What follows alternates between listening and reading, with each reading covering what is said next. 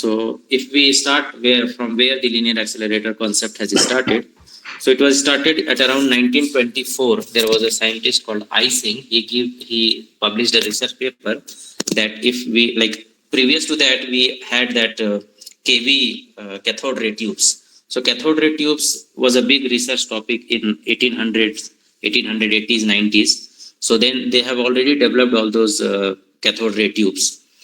But now in 1924, some scientist called Ising, he published a research paper that if we can combine two cavities, two cathode ray tubes with a frequency, RF frequency with alternative frequencies, like instead of one anode, we can have two anodes and we can have a frequency inside. That is how we can increase our energy of that acceleration. So although he could not make that, but he used it, he used it just a theoretical way to publish it. Later on in 1926, some other scientists did some research based on his paper, and they successfully have managed to make a linear accelerator. Then Cockcroft and Walton, as you know, they were big scientists who developed those ion accelerators also.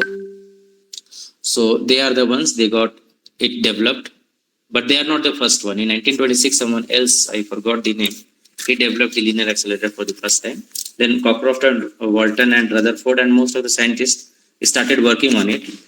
Then in 1952, the first medical linac was made. You know, in World War II was a big era of innovation. At that time, all those magnetron, klystron, those radars and all those things were being developed.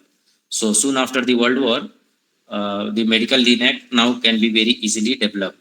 So in 1952, they have treated one small kid, I think you might have seen that picture, was the first treatment using medical linac.